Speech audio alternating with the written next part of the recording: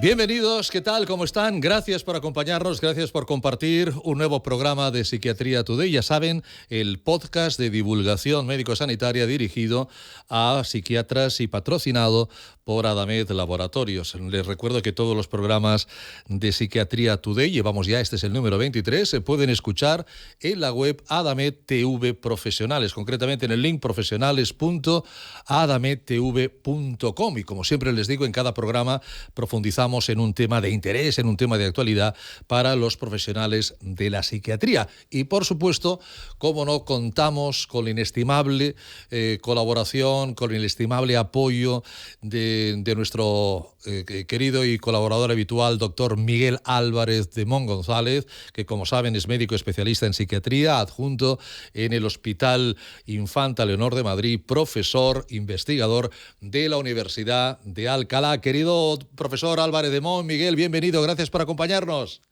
Ricardo, ¿cómo estás? Bueno, muchas gracias por la amable presentación y muchas gracias por acompañarnos en un podcast más. En un podcast más con buenos invitados, seguro que amigo tuyo también. Amigo mío. Tu legión de amistad es algo que te valora mucho porque además son buenos en muchos ámbitos, en el humano, en el profesional, como es el invitado de hoy, que hoy vamos a hablar del papel de la microbiota en los trastornos del humor. Fíjense qué tema tan apasionante. Pues de eso va a hablar el profesor Álvarez de Mon con Óscar Fraile. El señor Fraile es biólogo sanitario por la Universidad de Alcalá, está especializado en medicina translacional por la Complutense y actualmente realiza su tesis doctoral en el programa de Ciencias de la Salud de Alcalá con una beca de formación de profesorado universitario. Así que dentro de muy poco ya el doctor Fraile. Además, pertenece a los grupos de investigación de psiquiatría y salud mental de la misma universidad y al de ingeniería tisular y medicina regenerativa del Instituto Ramón y Cajal de Investigación Sanitaria. También en los próximos minutos nos va a hablar sobre su última publicación centrada en uno de los ámbitos de investigación en microbiota más apasionantes, que es el que se centra en el eje cerebro-intestino. Ambos órganos, como nos va a explicar el señor Fraile, se relacionan continuamente y veremos su implicación también en el trastorno bipolar. Óscar Fraile, bienvenido y gracias por acompañarnos. Hola, buenas noches, muchas gracias. Sí. Qué papel tan importante la microbiota, que hasta hace pocos años no la teníamos tan valorada como realmente se merece, ¿eh?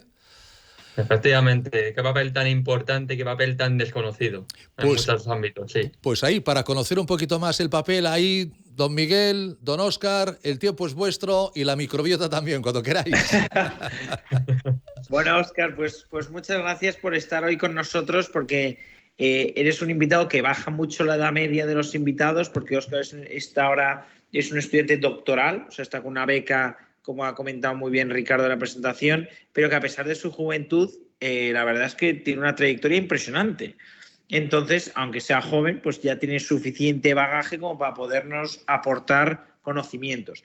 De hecho, un poco por el motivo por el que invité a Óscar Fraile, es que además de ser amigo mío, pues es que es uno de los autores de una publicación muy buena que se ha hecho recientemente, porque Óscar tiene muchas publicaciones, muchas, decenas, pero es que recientemente ha publicado en Molecular Psychiatry una revisión en la que yo he tenido la suerte de participar también, titulada Microbiota Gut-Brain Axis Mechanism in the Complex Network of Bipolar Disorder.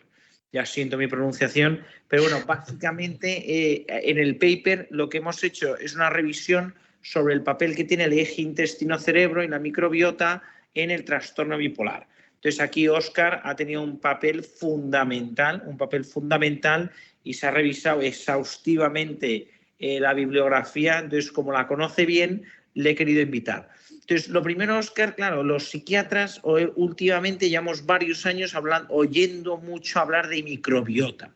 Pero yo tengo la sensación de que muchos psiquiatras, pues como yo, como no lo hemos estudiado en la facultad y a lo mejor luego en la especialidad tampoco, pues lo hemos visto en algún paper, hemos visto el título, pero yo quería preguntarte que explicaras de una manera sencilla qué es el eje microbiota intestino-cerebro y así también de manera sencilla cuál sería su funcionamiento. Perfecto, pues lo primero, muchas gracias por tus palabras y muchas gracias por la invitación. La verdad que Siempre es muy agradable compartir este tipo de momentos. Y bueno, de manera sencilla, con respecto a las preguntas que has hecho, pues podríamos hablar del eje microbiota intestino-cerebro como uno de esos ejes que tratan de explicar un poco la conexión mente-cuerpo que tan de moda está hoy en día, ¿no? De hecho, pues hablamos de ejes intestino-cerebro, hígado-cerebro, músculo-cerebro, pulmón-cerebro y, por supuesto, el eje intestino-cerebro pues es un ejemplo muy representativo de esa conexión que hay entre la mente y el cuerpo. De hecho, pues se puede decir que es uno de los ejemplos más representativos por dos motivos. El primero de ellos es que al intestino también se le conocen, como muy bien habéis apuntado antes, como el segundo cerebro. Esto se debe a que tiene una comunicación permanente con el cerebro a partir de distintas vías, como veremos a continuación. Y el segundo gran elemento diferenciador es que, al contrario que otros órganos, pues en el intestino tenemos la microbiota. La microbiota es ese conjunto de microorganismos que van desde bacterias, virus, incluso parásitos protozoarios o algunos hongos, que tienen esa peculiaridad de modular de forma muy importante todo nuestro cuerpo, ¿no? De hecho, como dato, sí que se sabe que aproximadamente por cada célula propia que tenemos, por así decirlo, existe al menos una célula de la microbiota. Antes se hablaba de una proporción 10-1, pero hoy en día se tiene más esa proporción 1-1. Entonces, realmente este eje es fundamental, como digo, para comprender la relación entre el cuerpo y la mente.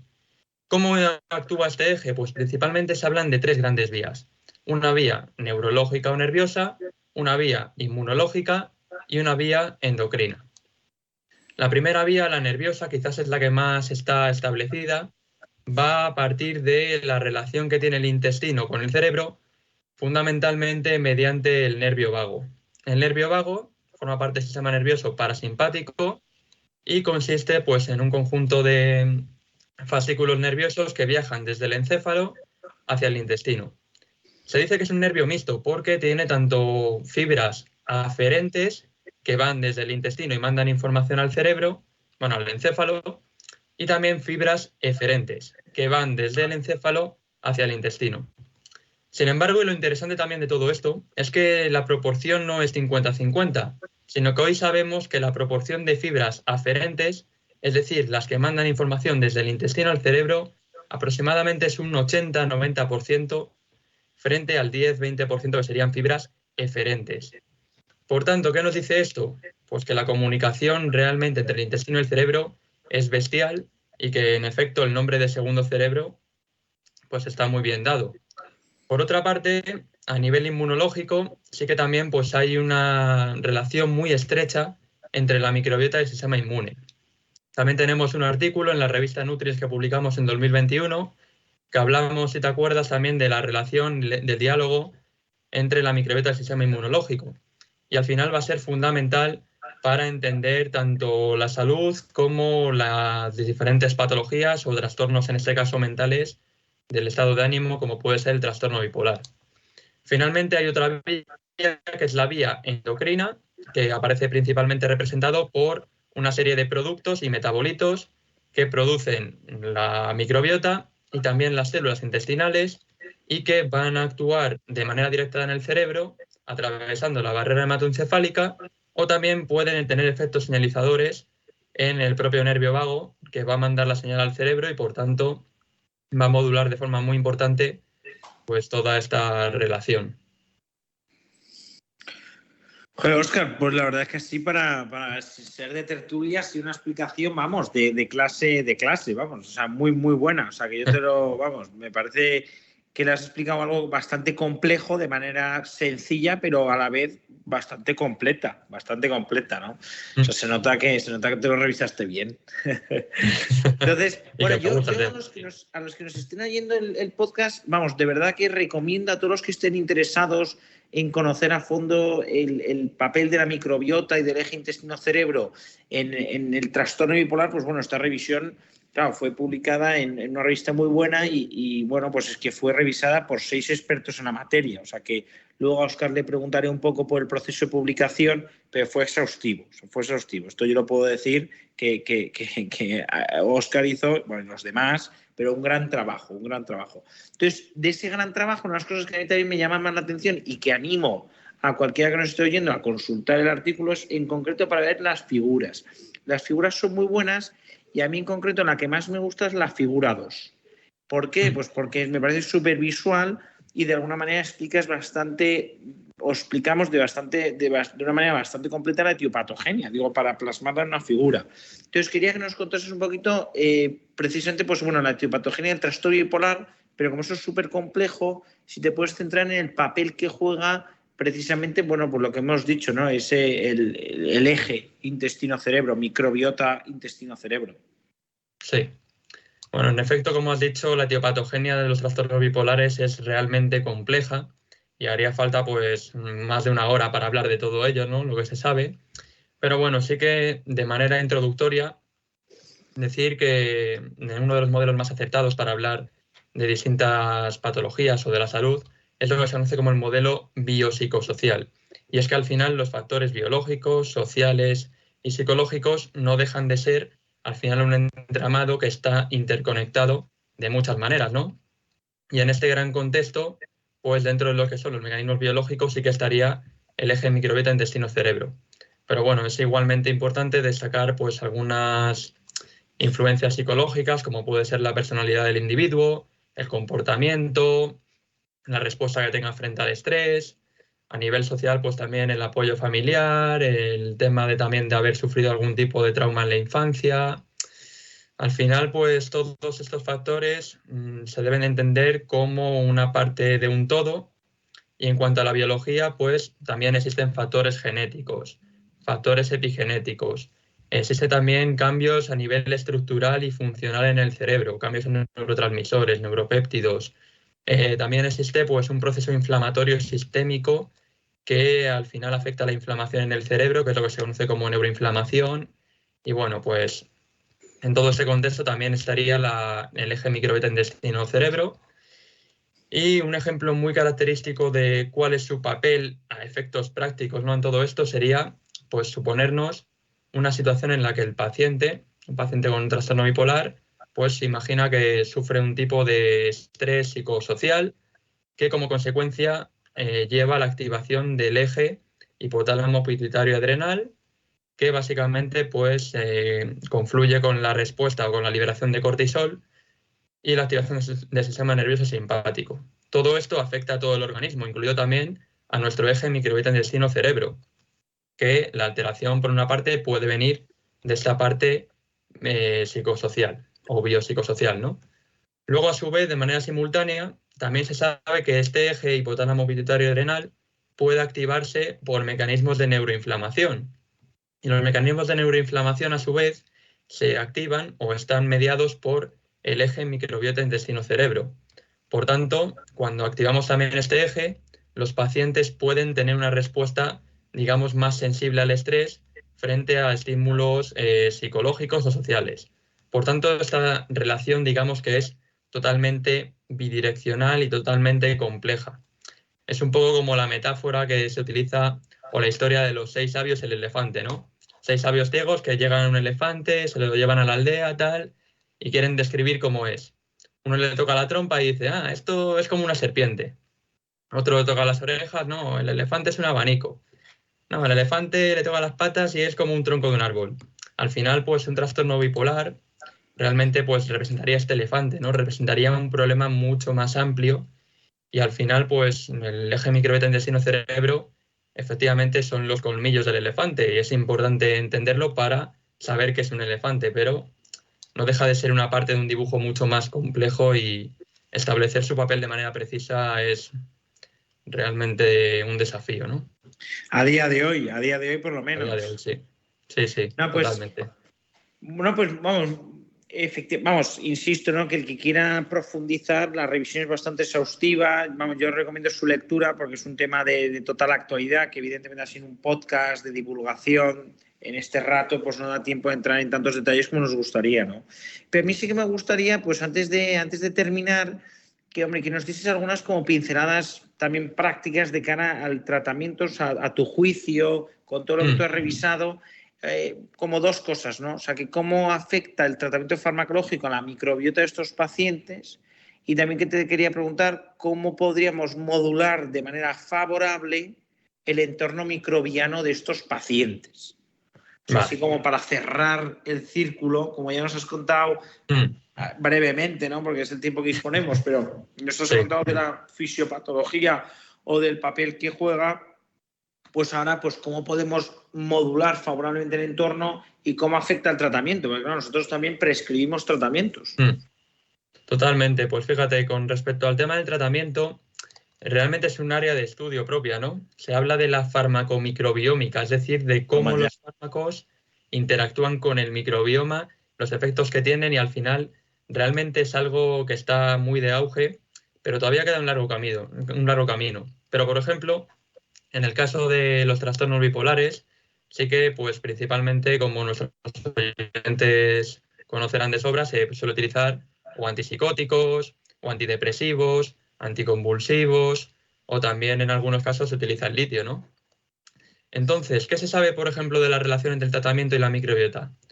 Pues vamos a dar algunos ejemplos. En el caso, por ejemplo, de la olanzapina, que corrígeme si me equivoco, es un antipsicótico que se utiliza también en este tipo de trastornos, pues sí que se sabe que uno de los efectos adversos más importantes que tiene es que parece promover una ganancia de peso en los pacientes. Sí que se ha estudiado cómo este efecto de la ganancia de peso en modelos animales se ha demostrado que está relacionado con un cambio en el perfil de la microbiota hacia un perfil obesogénico. Es decir, los cambios en la microbiota que induce el fármaco parecen ser responsables de la ganancia de peso. Y de hecho, si se combina con algunos tratamientos, parece ser que este efecto se puede modular, o por lo menos... ¡Qué bueno! O sea, eso es esperanzador. O sea, eso sí, es muy bueno. O sea, que digamos que un tratamiento que es eficaz para el trastorno bipolar, lo cual, o sea, no deja de ser el objetivo, ¿no? O sea, digo, porque el objetivo principal es la estabilidad clínica del paciente. O sea, este efecto secundario se podría modular. Sí, se podría modular. De momento se ha estudiado en animales y se ha visto cómo, si se combina con algún tipo de probiótico o algún tipo de antimicrobiano, sí que parece que se puede por lo menos aliviar un poco esta ganancia de peso. Qué bueno. Otro ejemplo también muy bueno con otro antipsicótico, la quetiapina. La quetiapina, por ejemplo, sí que se ha estudiado también en algunos modelos cómo produce o induce cambios en hasta 30 componentes microbianos. Y de esos 30 se ha visto que hay hasta 10 de ellos que sí que pueden tener una cierta utilidad como biomarcador predictivo de si la respuesta está siendo buena o no, porque se diferencia entre respondedores y no respondedores. Por tanto, también se estudia eso como un posible biomarcador para estos pacientes. Y ya como últimos ejemplos, por ejemplo, el litio o algunos antidepresivos, se piensan que el efecto beneficioso que tiene a nivel de trastorno bipolar se explica, por lo menos en parte, gracias a efectos antimicrobianos o moduladores de la microbiota. Y a consecuencia de estos cambios, pues los pacientes parece que se benefician de esa terapia. No obstante, en ese campo todavía quedan muchos esfuerzos por hacer, pero desde luego que sí que se están empezando a obtener resultados que son esperanzadores, por lo menos. Qué bueno. Óscar, pues vamos, yo es que me quedaría aquí, vamos, noches hablando contigo, ¿no? De hecho, eso lo hacemos mucho en la facultad. O sea que, bueno, nada, decirte que un placer haberte tenido.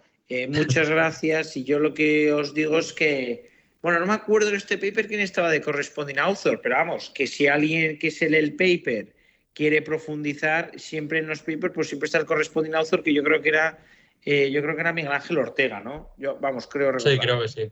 Entonces, vamos, ahí está el correo, está el contacto, como en todos los artículos, y desde luego que el repaso me parece que es fantástico. Vamos, el del paper y el que tú nos has expuesto. O sea, que yo a alguno de los oyentes le diría, hombre, empezar por escuchar el podcast porque es más asequible, ¿no? Pero si alguien dice, oye, me he quedado con ganas de profundizar, pues está ahí disponible, ya está en PubMed. O sea que un comentario también breve para añadir y también darle un toque más, aparte de la terapia, que no he respondido mucho de forma muy breve, digamos que hay varias líneas en varias líneas actualmente. Están los probióticos, prebióticos, simbióticos y posbióticos, que al final, pues, básicamente consiste en dar o suministrar o alimentos de las bacterias buenas o una combinación de ambas o productos microbianos que van a beneficiar mucho al paciente. La dieta, por supuesto, que es fundamental. Y de dieta me encantaría también explayarme, pero evidentemente no se puede. La dieta es algo muy relevante. Y también quiero hacer un repaso a un estudio. Y ya con esto, pues, como pincelada, grosso modo, estaría bien. Que sería un estudio que evaluó el trasplante de microbiota fecal, que básicamente consiste en trasplantar microbiota fecal desde una persona, un donante sano, a un receptor enfermo. Y sí que pues se hizo un estudio muy interesante, que quien quiera lo puede revisar también en el paper porque está la referencia ahí, que se vio como una mujer que tenía trastorno bipolar de 29 años, que utilizaba diferente medicación y demás, pues estuvo recibiendo durante, me parece que 11 meses, o durante 9 meses, 11 o 10 tratamientos de trasplante de microbiota fecal de su marido. ¿Qué sucedió? Que esta persona, durante ese periodo de tiempo, parece que remitió en cuanto a la sintomatología maníaca, hipomaníaca y también depresiva. Se mantuvo en fase de eutimia. Se mantuvo en fase de eutimia y la verdad que por lo menos parece que hay también resultados esperanzadores en esas líneas, aunque tiene también sus limitaciones y hace falta de más estudios para poder aplicarlo a la clínica, ¿no? Pero ese trabajo llama mucho la atención. Qué bueno, pues ahí lo tenéis referenciado y nada, vamos, de verdad, vamos, insisto, muchas gracias, Óscar, porque ha sido apasionante, breve pero apasionante. Un placer, hombre. Óscar, breve, apasionante, y ya sabes, dile, Miguel, vuélveme a invitar porque hay muchas cosas apasionantes, porque a lo de mensana incorpore sano, puedo decir ahora mensana y microbiota sana, ¿no? Porque segundo cerebro, por si los psiquiatras, Miguel, no tenéis bastante con uno, ahora ya dos cerebros. Óscar, un placer y hasta muy pronto. Gracias, Óscar Fraile. Un abrazo. Igualmente. Profesor Álvarez de Mon, Miguel, hasta el próximo podcast. Gracias como siempre por todo. Un abrazo fuerte. Gracias, Ricardo. Hasta luego. Nos vemos en el próximo podcast. Simplemente recordarles a todos ustedes pues que pueden enviarnos sus consultas, sus preguntas, sus sugerencias a contacto@psiquiatriatoday.com. Ya saben que el programa ha sido una realización de Nenisi Walk y patrocinado por Adamed Laboratorios. Como siempre, gracias y hasta pronto.